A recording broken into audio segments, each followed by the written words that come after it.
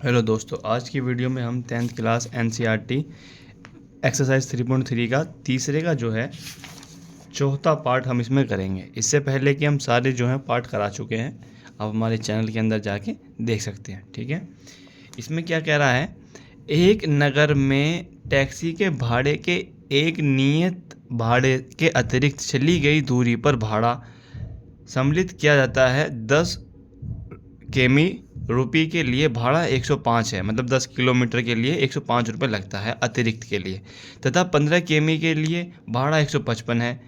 नियत भाड़ा तथा प्रति केमी भाड़ा क्या है? एक व्यक्ति को 25 केमी यात्रा करने के लिए कितना भाड़ा देना होगा? ठीक है, इस क्वेश्चन को करना है। इस क्वेश्चन में अगर आप देख रहे हैं, इसमें कहना ये चाह रहा है कि एक तो नियत भाड़ा है और एक अतिरिक्त जो होता है ना कि भाई 10 रुपये प्रति है और तुम इतना चलोगे तो इसका एक्स्ट्रा लगेगा। यहाँ दिल्ली से लेके यूपी तक का भाड़ा 500 रुपये है और आप हापुड़ से थोड़ा सा आगे जाओगे या यूपी से थोड़ा आगे जाओगे तो 200 रुपये एक्स्ट्रा देना पड़ेगा। इस तरीका होता है ना। तो जो 500 रुपये है वो तो हो गया फिक्स, और जो 200 ले रहा है वो अलग ले रहा है। तो वो इधर इस तरीके से लिखेंगे हम इस क्वेश्चन को। इसमें मान लेंगे कि माना टैक्सी का नियत भाड़ा, माना टैक्सी का नियत भाड़ा ₹100। माना टैक्सी का नियत भाड़ा कितना है? ₹100। ठीक है, और अतिरिक्त प्रति किलोमीटर के लिए अतिरिक्त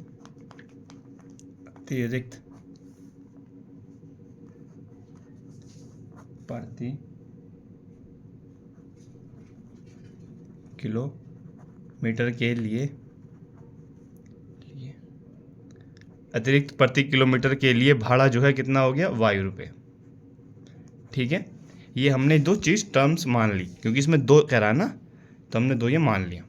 और इसमें जो देखो, एक बार और दिखा देता हूँ मैं आपको। ये आप कॉपी किताब साथ में लेके बैठा करिए तो आपको थोड़ा जल्दी से और आ जाएगा समझ में आपको। इसमें क्या कह रहा है कि अतिरिक्त चली गई दूरी पर भाड़ा सम्मिलित किया जाता है कि 10 केमी प्रति केमी दूरी के लिए भाड़ा 105 रुपये है। ठीक है, तो इसके लिए हम क्या करेंगे, समीकरण बनेगी इसमें कि x तो हो गया नियत भाड़ा प्लस के 10 केमी एक्स्ट्रा चल रहा है वो, तो इसको हम y मान लेते हैं। और ये कितना रुपये ले रहा है? 105 रुपये। ठीक है, यानी कि जितना वो नियत हमारा किराया है, यानी कि अगर हम दिल्ली से हैं या तो दिल्ली से यूपी आने में जो भाड़ा लगता है वो उसमें प्लस कि हम यूपी से कहीं और जा रहे हैं, यूपी से हम अगर आगरा जा रहे हैं तो प्लस उसको पैसे जोड़ेंगे। दोनों यूपी जो है, आगरे जो है यूपी में ही है। तो इस तरीके का ये क्वेश्चन बैठ जाएगा। ठीक है, समीकरण एक बैठ गई। दूसरे में क्या कह रहा है कि दूसरी स्थिति में 15 किलोमीटर के लिए तो x प्लस के 15 y बराबर 155, ये हो जाएगा समीकरण 2। देखिए इसमें क्या रहा है, एक कि दो लिए भाड़ा 105 रुपये,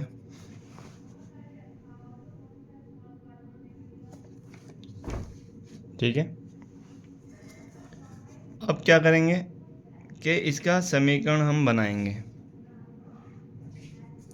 कि x प्लस के यहाँ से हम समीकरण बनाएंगे। इसमें से हम दोनों समीकरण में से एक ले लेंगे, ये समीकरण एक ले लेंगे। समीकरण एक से क्या होगा? x प्लस के 10y इक्वल टू 105। ठीक है, तो x बराबर 105 माइनस के 10y। ठीक है, ये हो गई हमारी समीकरण 3। x का मान समीकरण 2 में रखने पर, अब इतना तो आपको पता होगा ना। सॉरी, यहाँ पे मैंने थोड़ा स्पीड में कर दिया। x plus 10y equal to 105, ये 10y उस साइड माइनस का हो गया, बराबर के उस साइड जाके, तो ये हमें यहाँ से निकल गया। क्यों हमने उस साइड क्यों भेजा? क्योंकि हमें सिर्फ x का मान निकालना था। ठीक है, हाँ अब ये x का मान हम समीकरण 2 में रखते हैं। समीकरण 2 हमारे पास क्या है? समीकरण 2 है हमारे पास x प्लस के 15y बराबर 155। ठीक है, ये हमारे पास है समीकरण 2। मैं आपको दोबारा यहाँ लिख देता हूँ। इसमें हमें क्या रखना है कि x की जगह हमें रखना है 105 माइनस के 10y। तो हमें रखिए 105 माइनस के 10y हमने यहाँ रख दिया प्लस के 15y। x की जगह हमने इतना चीज़ रखा क्योंकि x किसके बराबर है? इसके बराबर है और बराबर है 155। ठीक है, अब 105 और 10y माइनस का और 15y प्लस का, तो कितना बचेगा? प्लस के 5y इक्वल टू 155। ठीक है, अब 5y इक्वल टू 155 माइनस के 105, क्योंकि ये प्लस का बराबर के उस साइड जाके हो जाता है माइनस का। ठीक है, ये सब बात आपको पता होनी चाहिए। और यहाँ हो जाएगा 5y, 155 में से 105 घटाएंगे तो बचेगा 50 और y बराबर हो जाएगा आपका 50/5। ये होता है 5 धाम 50, यानी कि y बराबर आ जाएगा 10। ठीक है, y बराबर हमारे पास कितना आ गया? 10। तो हम यहाँ क्या करेंगे? y का जो मान है y बराबर 10 हम समीकरण 3 में रखेंगे, यानी कि जहाँ y है वहाँ y बराबर 10 रख देंगे।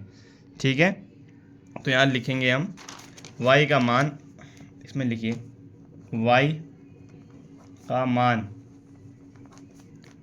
मान समीकरण 3 में रखने पर। ठीक है, y का मान समीकरण 3 में रखने पर, जबकि हमारा समीकरण 3 क्या है? ये है x बराबर 105 माइनस के 10y।